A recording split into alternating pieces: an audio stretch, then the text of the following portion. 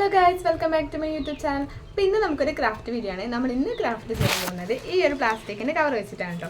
ഇത് നമ്മൾ കടയിൽ നിന്ന് എന്തെങ്കിലും സാധനങ്ങളും കാര്യങ്ങളൊക്കെ വാങ്ങിക്കുമ്പോൾ നമുക്ക് ഫ്രീ ആയിട്ട് കിട്ടുന്ന ഒരു കവറാണ്, വെറുതെ കിട്ടുന്ന കവറാണ്. അപ്പോൾ ഇതിന് കളയണ്ട കേട്ടോ. ഇങ്ങനത്തെ കവറൊക്കെ കിട്ടിയാൽ നമുക്ക് അടിപൊളി ഫ്ലവേഴ്സ് ഉണ്ടാക്കിയെടുക്കാം കേട്ടോ. അപ്പോൾ അതെങ്ങനെയാണ് ചെയ്യുന്നതെന്ന് നോക്കാം. അതിന് മുൻപ് ആരെങ്കിലും ആദ്യമായിട്ട് വീഡിയോ കാണുന്നുണ്ടെങ്കിൽ എൻ്റെ പേര് അശ്വതി എന്നാണ്. ഒന്ന് ചാനൽ സബ്സ്ക്രൈബ് ചെയ്തിട്ട് കാണേ.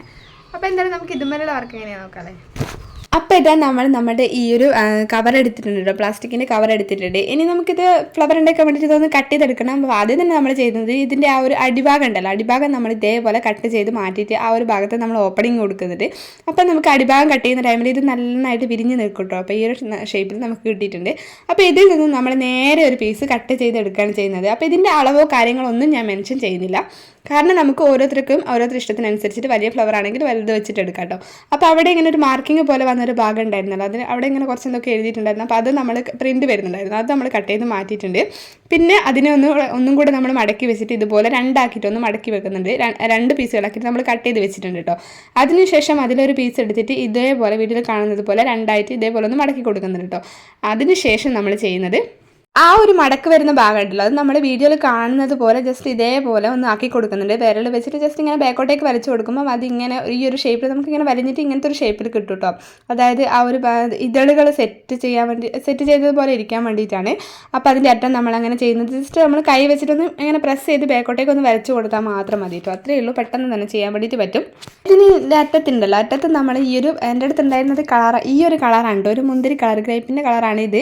അപ്പോൾ ആ ഒരു കളർ വെച്ചിട്ട് അറ്റത്ത് മാത്രം നമ്മൾ ഇതേപോലെ ഒന്നിങ്ങനെ വരച്ച് കൊടുക്കുന്നുണ്ട് കേട്ടോ. അത് ജസ്റ്റ് ഇങ്ങനെ ഇതളിനെങ്കിലും കുറച്ചൊരു ഹൈലൈറ്റ് കിട്ടാൻ വേണ്ടിയിട്ടാണ്. അപ്പോൾ അതിന് വേണ്ടിയിട്ട് ജസ്റ്റ് ഇങ്ങനെ അറ്റം വരെ നമ്മൾ ചെയ്തെടുക്കുന്നുണ്ട്. എന്നിട്ട് രണ്ടെണ്ണവും ഞാൻ ഇതേ സെയിം ചെയ്തതുപോലെ തന്നെ ചെയ്തിട്ടുണ്ടായിരുന്നു. അതിനുശേഷം നമ്മൾ നന്നായിട്ട് ഉണങ്ങാൻ വേണ്ടിയിട്ട് മാറ്റി വെച്ചു, കാരണം ആ ഒരു പ്ലാസ്റ്റിക്കിൻ്റെ കവർ ആയതുകൊണ്ട് തന്നെ നന്നായിട്ട് ഡ്രൈ ആയിട്ട് കിട്ടണമല്ലോ. അപ്പോൾ അത് നമ്മൾ മാറ്റി വെച്ചിട്ടുണ്ട് എന്തായാലും ഉണങ്ങാൻ വേണ്ടിയിട്ട്. അപ്പോൾ ഈ ഒരു വീഡിയോ കണ്ടുകൊണ്ടിരിക്കുന്നതിൻ്റെ ഇടയിൽ ഞാനൊരു കാര്യം പറയാം. ഞാനൊരു പക്ഷേ പറയുന്നത് മനസ്സിലാവുന്നില്ലെങ്കിൽ പോലും വീഡിയോ കാണുന്ന ടൈമിൽ നിങ്ങൾക്ക് ഉറപ്പായിട്ട് മനസ്സിലാവും കേട്ടോ എങ്ങനെയാണ് ചെയ്യേണ്ടതെന്നുള്ള കാര്യങ്ങളൊക്കെ. അപ്പോൾ നമ്മൾ എന്തായാലും അത് നന്നായിട്ട് ഉണങ്ങാൻ വേണ്ടിയിട്ട് മാറ്റി വെച്ചു. അപ്പോൾ ആ ഒരു ടൈമിൽ നമ്മളൊരു ഗ്രീൻ കളർ പേപ്പർ എടുക്കുന്നുണ്ട്. അപ്പോൾ ഇതെന്തിനാണെന്ന് വെച്ചാൽ നമുക്ക് ഇതിൽ നിന്നും കുറച്ച് ഇലകളൊക്കെ കട്ട് ചെയ്തെടുക്കാം, ഇലകൾ വെച്ച് കൊടുക്കണമല്ലോ. അപ്പോൾ അതിന് വേണ്ടിയിട്ടാണ് കേട്ടോ. അപ്പോൾ ഞാൻ ജസ്റ്റ് ഈ ഒരു ഷേപ്പിലുള്ള ഒരു പേപ്പർ ഞാൻ ജസ്റ്റ് കട്ട് ചെയ്തെടുത്തിട്ടുണ്ടായിരുന്നു. നമുക്ക് എത്ര ഇലേൻ്റെ ഒരു നീളം വലിപ്പമൊക്കെ അനുസരിച്ചിരിക്കും. അപ്പോൾ അതിനനുസരിച്ചിട്ട് നമുക്ക് ഇലക്കെത്ര നീളം വലിപ്പമൊക്കെ ആവശ്യമുണ്ടോ അതിനനുസരിച്ചിട്ട് ഒരു പീസ് നമ്മൾ കട്ട് ചെയ്തെടുക്കാം. എന്നിട്ട് അതിനുശേഷം അതിനെ ഇങ്ങനെ നാലായിട്ട് മടക്കിയിട്ട് നമ്മൾ അതിൽ ഇലൻ്റെ ഷേപ്പ് നമ്മൾ വരച്ച് കൊടുക്കുന്നൊന്നുമില്ല, ജസ്റ്റ് ആ ഒരു ഷേപ്പ് തന്നെ നമ്മൾ കട്ട് ചെയ്തെടുക്കാനുണ്ടായിരുന്നത്. പിന്നെ ഇതൊന്നും വിടർന്ന് നിൽക്കാൻ വേണ്ടിയിട്ട് ജസ്റ്റ് ഇതിൻ്റെ അറ്റുണ്ടല്ലോ, എല്ലാ അറ്റവും നമ്മൾ ഇതേപോലെ ഒരു പെന്ന് വെച്ചിട്ട് ജസ്റ്റ് ഇങ്ങനെ ബാക്കോട്ടേക്ക് വലിച്ചു കൊടുത്തിട്ടുണ്ട് കേട്ടോ. അപ്പോൾ ആ ഒരു ടൈമിൽ അതിങ്ങനെ ഇലേൻ്റെ ആ ഒരു ഷേപ്പിൽ കിട്ടും. പിന്നെ ഞാൻ എടുത്തിട്ടുള്ളത് ബാംബൂ സ്റ്റിക്കാണ് കേട്ടോ. അപ്പോൾ ബാംബൂ സ്റ്റിക്ക് വെച്ചിട്ട് നമ്മൾ ഈ ഒരു കവർ ഉണ്ടല്ലോ, അപ്പോൾ ആ ഒരു കവർ നമ്മൾ നേരത്തെ ചെയ്ത് വെച്ചിട്ടുണ്ടായിരുന്നല്ലോ, ആ ഒരു കവർ നമ്മൾ ഇതിലിങ്ങനെ ചുറ്റി കൊടുക്കാൻ കേട്ടോ. അപ്പോൾ ഇത് ചുറ്റാൻ വേണ്ടിയിട്ട് ജസ്റ്റ് ബാംബൂ സ്റ്റിക്ക് എടുത്തു. അതിനുശേഷം ഇതേപോലെയാണ് നമ്മൾ ഫോൾഡ് ചെയ്ത് കൊടുക്കുന്നത്. അതിൻ്റെ അറ്റം ജസ്റ്റ് ഇങ്ങനെ വീഡിയോയിൽ കാണുന്നത് പോലെ ഒന്ന് ഫോൾഡ് ചെയ്ത് കൊടുക്കണം കേട്ടോ. അപ്പോൾ അതിങ്ങനെ ഫോൾഡ് ചെയ്ത് കൊടുത്താൽ നമുക്കിതാ നല്ലൊരു ഫ്ലവറിൻ്റെ ഷേപ്പിൽ തന്നെ കിട്ടിയിട്ടുണ്ട്. അപ്പം നമ്മളിങ്ങനെ ഓരോ ഇങ്ങനെ ചുറ്റി വരുന്ന ടൈമിൽ ഉറപ്പായിട്ടും അതിങ്ങനെ ഒന്ന് ചുരുട്ടി വെച്ചിട്ട് അങ്ങനെ ചെയ്യാൻ വേണ്ടിയിട്ട് ശ്രദ്ധിക്കുക, കാരണം ആ ഒരു ടൈമിൽ മാത്രമേ അത് നല്ല വിടർന്ന് നിൽക്കുന്നൊരു ഫ്ലവറിൻ്റെ ഷേപ്പിൽ കിട്ടൂ. അപ്പോൾ ഒരേ രീതിയിൽ ഇങ്ങനെ ചുറ്റി വരാൻ പാടില്ല, ജസ്റ്റ് ഇങ്ങനെ അടിയിലൊന്ന് ഫോൾഡ് ചെയ്ത് കൊടുക്കണം കേട്ടോ. അപ്പം ഒരു പച്ചക്കളറിലെ നല്ലൊരു എംബ്രോയിഡറിൻ്റെ നൂല് വെച്ചിട്ട് നന്നായിട്ട് കെട്ടിയിട്ട് സെക്യൂർ ചെയ്ത് കൊടുത്തിട്ടുണ്ട്. അപ്പോൾ അതിന് തണ്ടിന് വേണ്ടിയിട്ട് നമ്മൾ ഈ ഒരു ഗ്രീൻ ടാപ്പ് വെച്ചിട്ട് മുഴുവനായിട്ടൊന്ന് ചുറ്റി കൊടുക്കുകയാണ് ചെയ്യുന്നത്.